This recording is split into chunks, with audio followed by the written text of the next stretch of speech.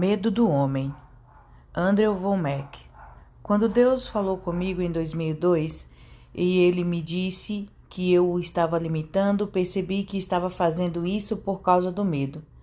Existem muitos tipos diferentes de medo que podem nos atrapalhar e limitar a Deus. O medo ativa Satanás e libera seu poder da mesma forma que a fé ativa Deus e libera seu poder. O medo paralisa as pessoas. Não é uma coisa boa. No entanto, muitas pessoas vivem com medo. O medo que pode limitar o que Deus pode fazer em nossas vidas é o medo do homem, também conhecido como perseguição. Uma das razões pelas quais eu estava limitando Deus em minha vida era porque tinha medo do homem. Eu tinha medo da perseguição. Se toda vez que você se inclinasse para acariciar um cachorro e ele mordesse você, depois de um tempo você provavelmente pararia de acariciar aquele cachorro. Ninguém gosta de ser mordido. Ninguém gosta de ser perseguido. Se você gosta que as pessoas o odeiem, fique com raiva de você e diga coisa ruim sobre você, então algo está errado em você. Deus nos criou para relacionamento e comunhão. Ódio, conflito e perseguição não são normais. Se alguém passa a vida gloriando-se em irritar as pessoas, algo está errado com essa pessoa. Não é normal nem natural gostarmos de pessoas que nos odeiam e nos criticam.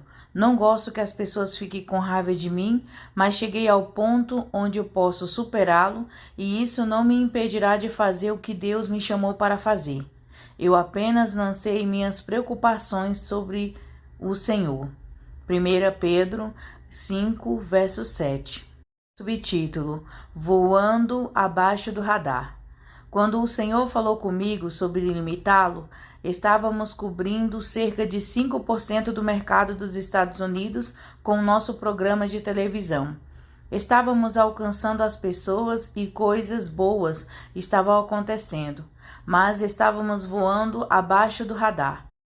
Ninguém realmente se concentrou em mim, porque eu não era grande coisa. Eu estava gostando do meu anonimato e de não ser criticado. Eu sabia que se eu cumprisse o que Deus me disse para fazer e me tornasse um ator importante no corpo de Cristo, alguém que realmente influenciasse o corpo de Cristo, haveria perseguição. Eu não estava ansioso por isso. Então, estava nadando com o cachorro em vez de nadar.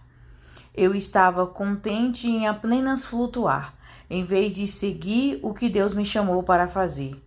Quando você começa a fazer o que Deus o chamou para fazer, você tem um alvo enorme desenhado nas suas costas.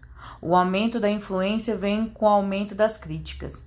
Quando alguém é promovido a uma posição de liderança, será desmontado com um pente fino. As pessoas colocarão uma lupa naquela pessoa e analisarão e criticarão tudo o que ela fizer. É por isso que a maioria das pessoas prefere ficar em segundo plano. Eles não querem enfrentar as críticas e a perseguição que acompanham o ato de sair e fazer o que Deus o chamou para fazer. Mas este medo da perseguição limitará o que Deus pode fazer nas suas vidas. Subtítulo: O medo do homem traz uma armadilha. Sempre digo aos nossos estudantes da faculdade bíblica que, se eles vierem para a faculdade bíblica em busca de algo errado, temos algo para eles. Nós somos pessoas, não somos perfeitos. Se alguém vier e nos separar, encontrará algo para criticar. A maneira mais fácil de a maioria das pessoas ter uma boa aparência é menosprezar os outros e criticá-los. Essa é apenas a natureza humana. O temor do homem arma uma armadilha, mas quem põe a sua confiança no Senhor estará seguro. Provérbios 29, verso 25. A grande maioria dos cristãos são inseguros, porque ficam paranoicos com a possibilidade de alguém os criticar. Por exemplo, muitos ministros não falam a verdade sobre o que a palavra de Deus diz, porque não é politicamente correto. Se estivermos tão seguros que não conseguiremos lidar com a crítica de outra pessoa, nunca veremos a Deus em nossas vidas. Limitaremos a vontade de Deus que Ele planeja para nós. Mas mesmo para aqueles que não são pregadores, existem outras maneiras sutis pelas quais podem limitar a Deus. Por exemplo, se os nossos colegas de trabalho estão a falar sobre algo que viola completamente tudo em que acreditamos, a maioria de nós provavelmente não defenderia a verdade, porque temos medo de críticas e perseguições. Embora eles não nos espancassem fisicamente, eles olhariam para nós e revirarão os olhos. Eles não nos incluirão em seu círculo íntimo. Eles podem até começar a nos evitar. No entanto, a maioria dos cristãos não fala a verdade porque é politicamente incorreto. Este é o medo do homem e limitará a Deus. Subtítulo: Levante-se pela verdade. E Elias, o tisbita, que era dos habitantes de Gileade, disse a Acabe: Vive o Senhor Deus de Israel, diante de quem estou, não haverá orvalho nem chuva nesses anos, mas conforme a minha palavra. 1 Reis 17, verso 1. Elias se levantou diante de um rei que estava matando todos os profetas de Deus. Ele caminhou até ele e disse: Assim diz o Senhor. Elias identificou-se com Deus, sabendo que, sendo um dos ministros de Deus, poderia ser morto. Mesmo assim, Elias caminhou corajosamente diante de todo o povo e disse: Assim diz o Senhor, não choverá até que eu o diga. Visto que Elias foi ousado o suficiente para falar a verdade, dentro de 3 anos, ele foi a principal figura de toda aquela nação. O rei estava recebendo ordens de Elias, porque ele se levantou e falou a verdade. Não odiarás o teu irmão no teu coração. De maneira alguma repreenderás o teu próximo e não sofrerás pecado sobre ele. Levítico 19, verso 17. A maioria das pessoas não se levantará e defenderá a moralidade quando falarem sobre morar uma com as outras e agir como cães e gatos de rua. Deveríamos nos levantar e dizer: Você sabia que isso é destrutivo? Você precisa assumir um compromisso. Por que você iria querer viver com alguém que nem sequer está comprometido com você? Uma das principais razões pelas quais as pessoas moram juntos em vez de assumirem um compromisso através do casamento é para que na primeira vez que algo der errado, elas possam ir embora sem quaisquer ônus.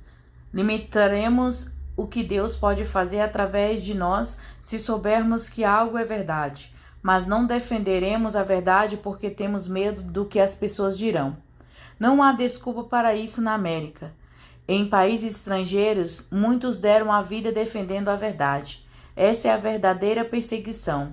Mas no nosso país, sentimos-nos perseguidos se as pessoas simplesmente olham para nós de uma determinada maneira. Ficamos viciados na aceitação de todos. Recebemos nosso ego e a aceitação dos outros, então nos tornamos codependentes das pessoas.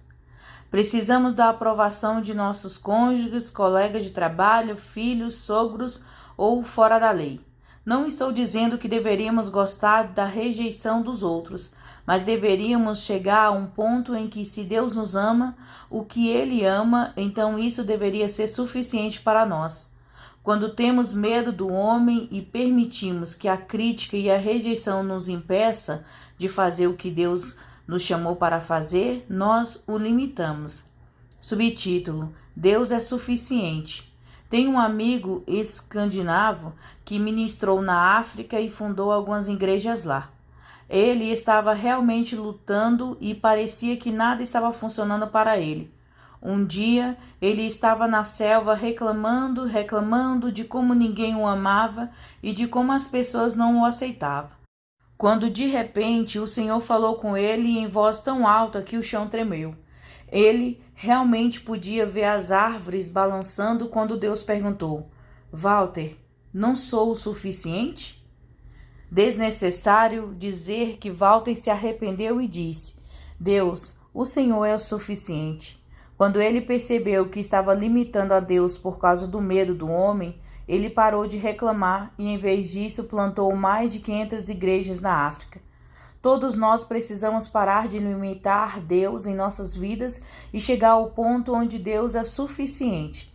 É incrível como nós tornamos inseguros quando não temos um relacionamento vibrante com Deus. Precisamos da aprovação de todos. As únicas pessoas que nos decepcionarão serão aquelas em que nós nos apoiamos. Se não nos apoiarmos em ninguém além de Jesus, ninguém poderá nos decepcionar. Se o Senhor nos diz para nos mudarmos para a África ou para outro lugar e paramos para considerar o que nossa família ou as outras pessoas pensariam, temos medo do homem. Não estou dizendo que não deveríamos pensar sobre essas coisas ou que deveríamos apresentar o que Deus disse de uma forma ofensiva, mas que debatemos se vamos fazer o que Deus nos diz para fazer, porque alguém pode não gostar. É um medo do homem. Como ministro, tive que lidar muito com isso. Não gosto quando as pessoas me odeiam ou cospem na minha cara. Ninguém gosta. Uma coisa que realmente me ajudou foi quando o Senhor me instruiu a contar a alguém algo que eu sabia que essa pessoa não queria ouvir. Eu sabia que eles não iriam gostar. Então estava pensando se deveria ou não dizer alguma coisa. Finalmente o Senhor falou comigo e disse que eu não tinha o direito de rejeitar a verdade para esta pessoa. Ele me disse que precisamos dar às pessoas o direito de rejeitar a sua palavra por conta própria. Isso mudou meu pensamento, pois percebi que quando não dizemos a verdade às pessoas, porque temos medo de como elas reagirão, rejeitamos a verdade para elas. Subtítulo: Sem restrições. Muitas pessoas têm medo de que alguém os critique e as rejeite, por isso ficam paralisadas e incapazes de fazer o que Deus lhe disse para fazer.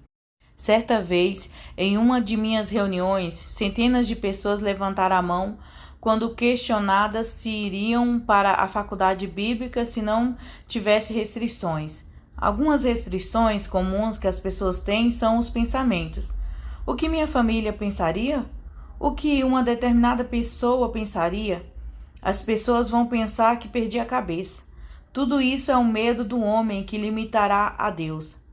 O temor do homem arma uma armadilha, mas quem põe a sua confiança no Senhor estará seguro. Provérbios 29, verso 25. Algumas pessoas que vieram para a nossa faculdade bíblica, porém não permitiram que tais restrições as impedisse. Houve uma mulher de Utah a quem seu marido disse que ele se divorciaria dela se ela pegasse o avião para vir para a nossa faculdade bíblica. O casamento deles estava impuros, então ela veio mesmo assim, e ele se divorciou dela. Por causa das situações como essas, as pessoas ficam paralisadas e não obedecem ao que Deus lhes manda fazer. Precisamos chegar ao ponto onde, quando Deus falar conosco, ninguém mais nos impeça de fazer o que Ele nos disse para fazer. O medo do homem trará escravidão às nossas vidas, por isso precisamos superar isso. Não podemos respeitar ou honrar a opinião de ninguém, tanto quanto honramos a opinião de Deus. O medo do homem limitará Deus em nossas vidas. Subtítulo: Os israelitas limitaram Deus. E subiram pelo sul e chegaram a Hebrom, onde estava Aimã, Sesai e Talmai, filho de Anak. Ora, Hebrom foi construída 7 anos antes de Zoan, no Egito. E chegaram ao ribeiro de Escol e cortaram dali um ramo com um cacho de uvas, e o levaram entre 2 sobre um cajado, e trouxeram romãs e figos. O lugar foi chamado de Ribeiro de Escol, por causa do cacho de uvas que os filhos de Israel cortaram dali. E eles voltaram da busca da terra depois de 40 dias. E foram, e vieram a Moisés e a Arão e a toda a congregação dos filhos de Israel, ao descerem de Parã e Cádiz. E trouxe-lhes a notícia, e a toda a congregação, e mostrou-lhes o fruto da terra. E eles lhe contaram e disseram: Chegamos à terra para onde nos enviastes, e certamente mana leite e mel, e este é o fruto disso. Contudo, é forte o povo que habita na terra, e as cidades são muradas e muito grandes, e além disso, vimos os filhos de Anak lá. Os malequitas habitam na terra sul, e os heteus e os jebeus e os amorreus habitam nas montanhas. Os cananeus habitam junto ao mar e na encosta do Jordão. E Caleb acalmou o povo diante de Moisés e disse: Subamos imediatamente e tomamos posse dela, pois somos bem capazes de superá-lo. Mas os homens que subiram com eles disseram: Não poderemos subir contra o povo, pois eles são mais fortes do que nós. E trouxeram aos filhos de Israel uma má notícia sobre a terra que havia vasculhado, dizendo: A terra pela qual passamos para espioná-la é uma terra que devora os seus habitantes. E todas as pessoas que nela vimos são homens de grande estatura. E ali vimos os gigantes, os filhos de Anak, que vêm dos gigantes, e éramos aos nossos próprios olhos como gafanhotos, e assim éramos aos olhos deles. Números 13, verso 22 a 33. Deus queria que os israelitas entrassem na terra prometida, uma terra que manava leite e mel. Foi exuberante. Aqui um cacho de uvas era tão grande que precisava ser colocado em uma vara e carregado entre dois homens. Você consegue imaginar um cacho de uva desses tamanho? Não eram como os cachos de uva que temos hoje. Essas uvas eram enormes. É assim que esta terra foi abençoada. Mas os israelitas concentraram-se a sua atenção na coisa errada.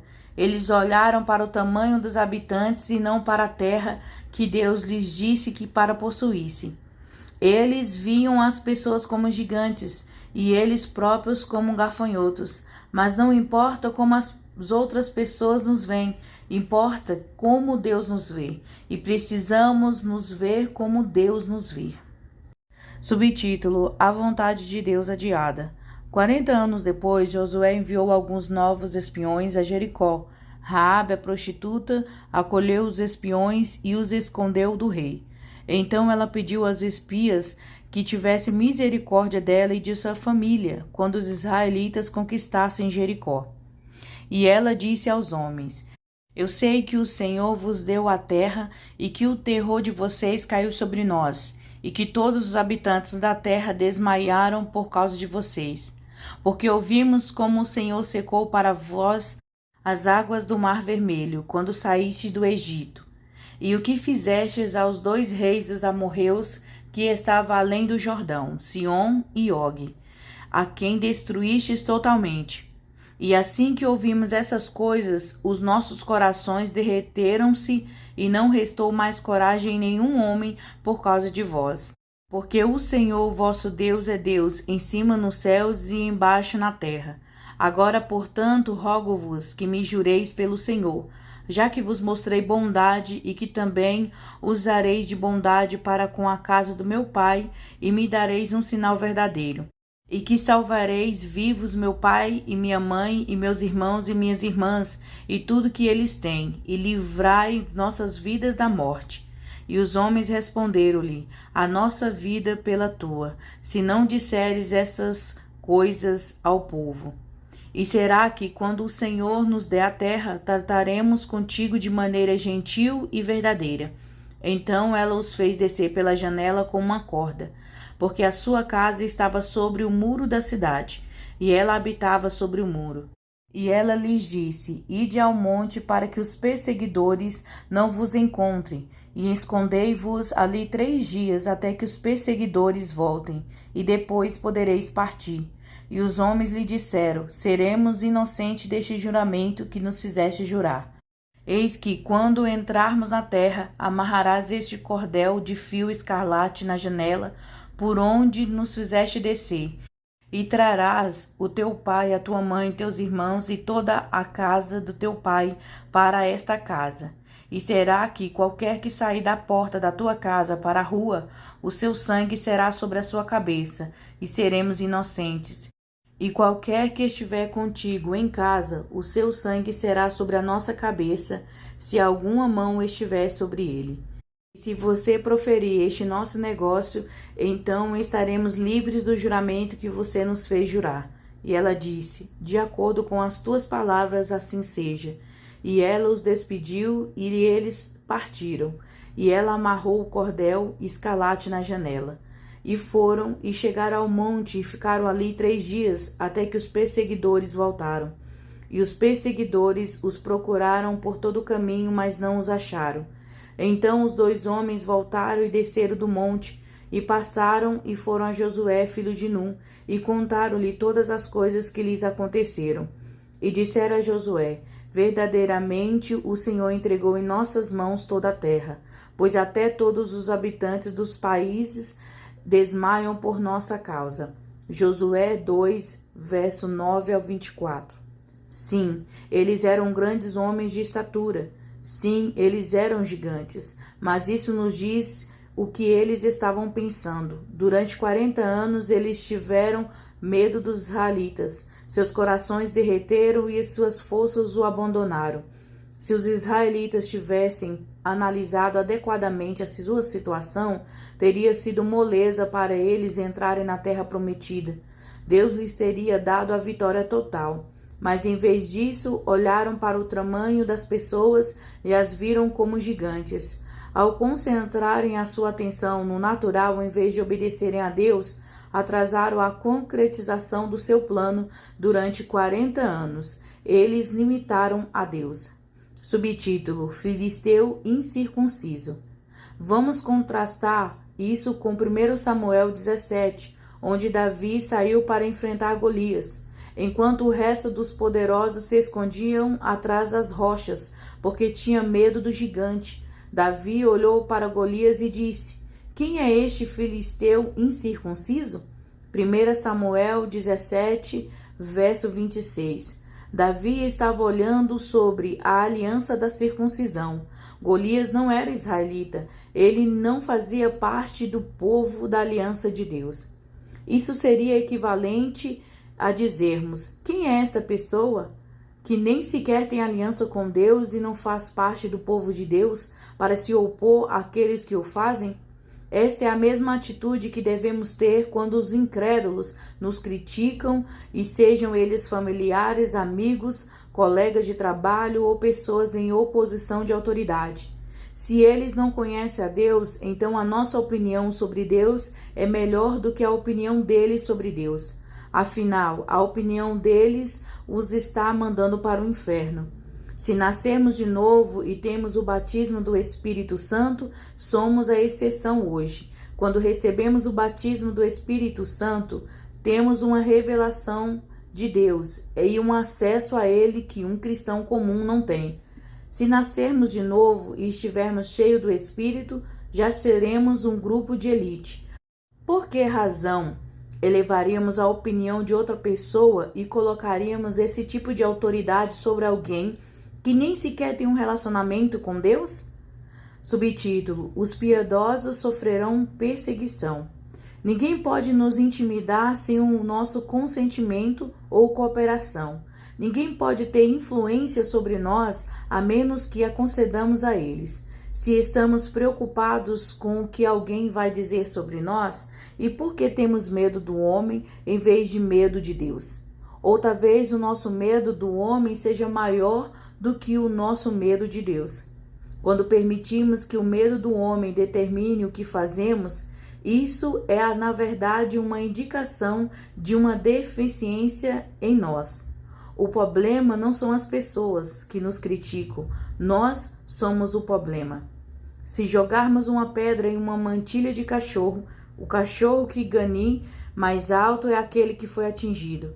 Da mesma forma, quando nos posicionamos ao lado do Senhor, aquele que mais nos critica está mais convencido. As pessoas tentam lidar com a convicção, nos destruindo e nos desacreditando, porque se eles pudessem nos desmoronar, eles poderão dizer: veja, eu estava certo. No tribunal, se uma testemunha tiver um depoimento prejudicial, o advogado irá agredir o seu caráter.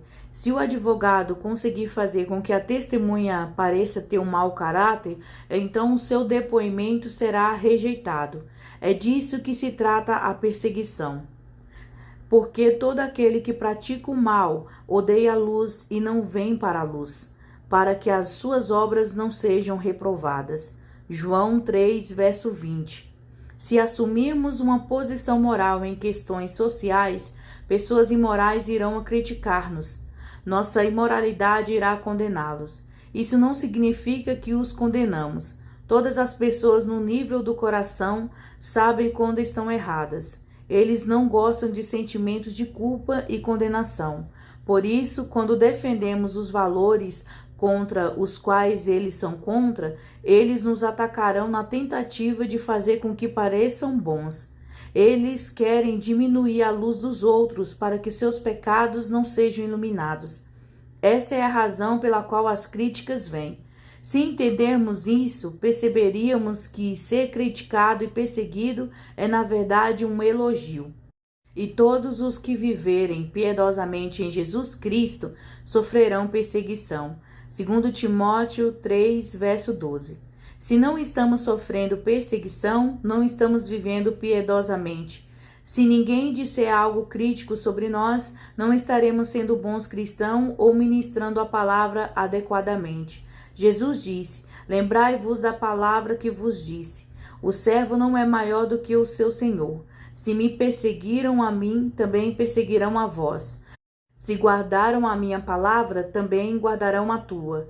João 15, verso 20. Ou seja, se o dono da casa recebeu críticas, nós também receberemos.